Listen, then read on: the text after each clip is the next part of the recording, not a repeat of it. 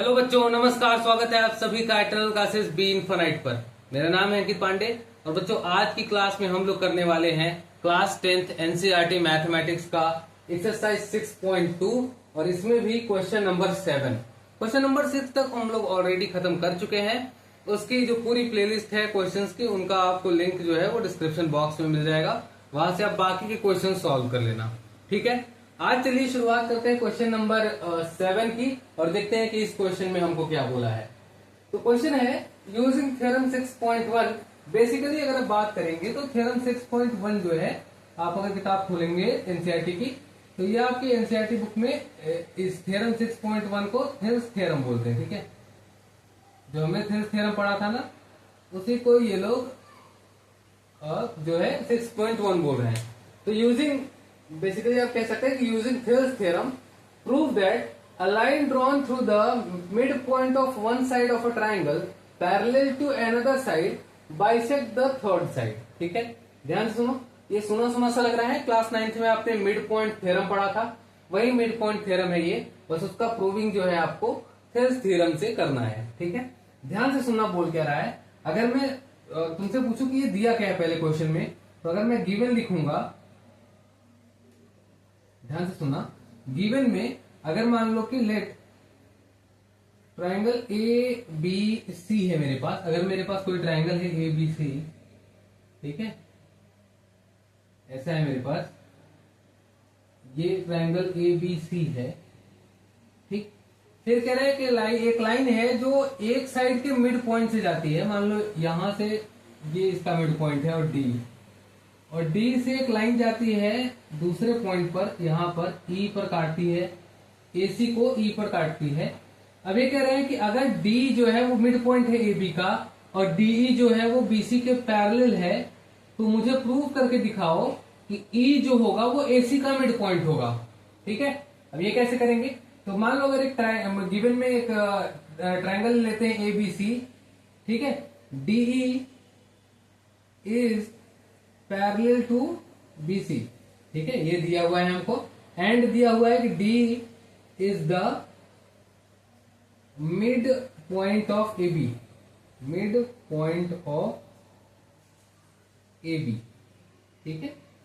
कि भाई हमको बोला है कि मेरे पास एक ट्राइंगल है, एक ट्राइंगल की एक साइड के मिड पॉइंट से एक लाइन खींची जाती है जो इसके तीसरे साइड के बीसी के पैरेलल है, और प्रूव करो कि वो जो दूसरी साइड को यहाँ पे जो काटेगी लाइन, मतलब ई पे जहां काट रही है एसी को, वो एसी को भी इक्वल हाफ में डिवाइड करेगी, यानी कि ई जो है वो एसी का मिड पॉइंट है। क्या प्रूव करने को बोला है? To prove.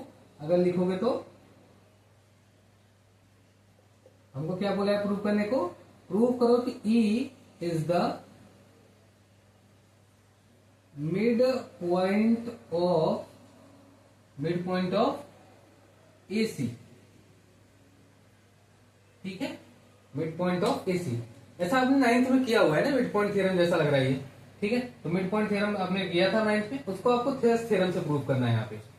तो E is the mid point of AC. अभी ध्यान से सुनो, अगर आप ध्यान से देखोगे तो एक चीज आपको देखने को मिलेगी। अब अगर मैं यहाँ प्रूविंग स्टार्ट करूंगा बच्चों, तो ध्यान से देखो कैसे होगा ये प्रूफ। देखो, हमको ये तो दे दिया कि डीई पैरेलल बीसी है। अब थिल्स थ्योरम के हिसाब से अगर ट्राइंगल एबीसी में देखेंगे, अगर ट्राइंगल एबीसी में देखोगे तो उन्होंने बोल दिया कि डीई जो है वो पैरेलल है बीसी के। ये तो गिवन है ना। अगर ये गिवन है बच्चों, तो हमने थिल्स थ्योरम में पढ़ा था कि अगर कोई लाइन पैरेलल जाती है और दो साइड को काटती है तो दो साइड को सेम रेशियो में डिवाइड करती है। तो अगर मैं देखूं कि डीई पैरेलल बीसी है, यानी कि डीई जो है वो ए और एसी को सेम रेशियो में डिवाइड कर रही होगी। सेम रेशियो में डिवाइड कर रही होगी तो आएगा क्या? आएगा ए डी अपॉन में D B equals to A E upon में ई सी आएगा। अब एक चीज देखो, इन्होंने पहले ही बोला है कि D is the mid point of A B, यानी कि जितना एडी की मेजरमेंट है उतना ही डीबी की मेजरमेंट है। एडी और डीबी आपस में इक्वल है। तो एक चीज बताओ, यहां एडी की जगह मैं डीबी लिख सकता हूं कि नहीं? भाई एडी और डीबी आपस में बराबर है, तो अगर एडी को लिखो चाहे डीबी को लिखो, वैल्यू तो सेम ही रहेगी।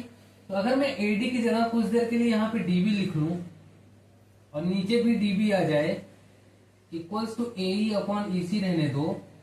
क्यों हुआ ऐसा? क्योंकि हमने पढ़ा है एडी इक्वल्स टू डीबी, है ना। ये तो हमने शुरू में ही देख लिया, गिवन है हमारा भाई, D is the mid point of AB.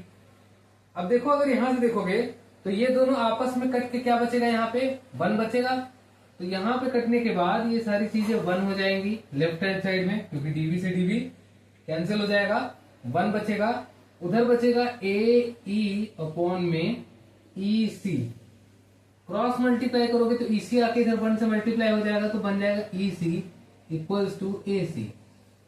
अब एक चीज बताओ, अगर ई सी इक्वल्स टू ए सी हो गया, ई सी इक्वल्स टू ए ई,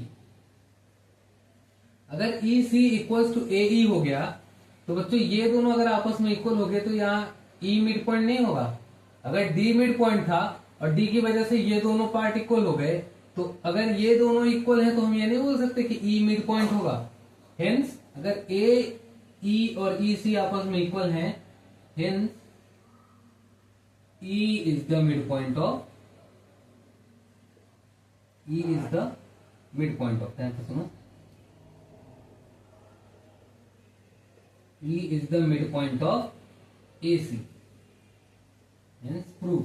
ठीक है, यही तो प्रूफ करना था। तो ये आपने थेल्स थ्योरम से बहुत अच्छे से क्वेश्चन नंबर 7 सॉल्व कर लिया है। हमको तो क्या दिया था, ट्रायंगल एबीसी मान लो, हमने मान लिया वो। और एक बोला था कि एक ट्रायंगल है जिसमें डीई पैरेलल बीसी है ना। एक ट्रायंगल है जिसमें एक साइड जो है वो दूसरी साइड के पैरेलल है, और डी एक जिस साइड के पैरेलल है उससे अपोजिट साइड जिसे वो काट रही है, उसके एक साइड को वो मिड पॉइंट है। प्रूव करो कि वो दूसरी साइड को भी मिड पॉइंट पर डिवाइड करेगी। ठीक है, E is the mid point of AC, ये हमको प्रूव करना था बच्चों।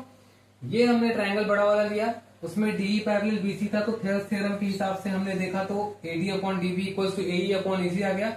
फिर हमने कहा कि भाई अगर डी मिड पॉइंट है, इसका मतलब ऊपर वाला हिस्सा और नीचे वाला हिस्सा इक्वल होगा, तो हमने एडी की जगह डीबी रखा, डीबी से डीबी को कैंसिल किया, बचा 1 equals to AE upon EC आया, ईसी को इधर घुमाया, है ना, ईसी इक्वल्स टू एई आया। अगर दो इक्वल, अगर यहां से यहां तक और यहां से यहां तक इक्वल हो रहा है, इसका मतलब दोनों इक्वल होंगे, है ना भाई। ये पूरा 4 है, इसको बीच में से काट दो, अगर इधर 2 हुआ तो इसका मतलब ये तो यही हुआ ना कि ये पॉइंट जो है वो इसको आधे आधे में डिवाइड कर रहा है। सेम यही चीज प्रूव करना था। ठीक है, अच्छे से स्क्रीनशॉट ले लो। थेल्स थ्योरम से हमने ये क्वेश्चन बहुत अच्छे से सॉल्व कर दिया है। नेक्स्ट वीडियो में मैं आपसे मिलूंगा अगले क्वेश्चन यानी कि क्वेश्चन नंबर 8 के साथ। ठीक है बच्चों, चलिए मिलते हैं नेक्स्ट वीडियो में। Thank you so much.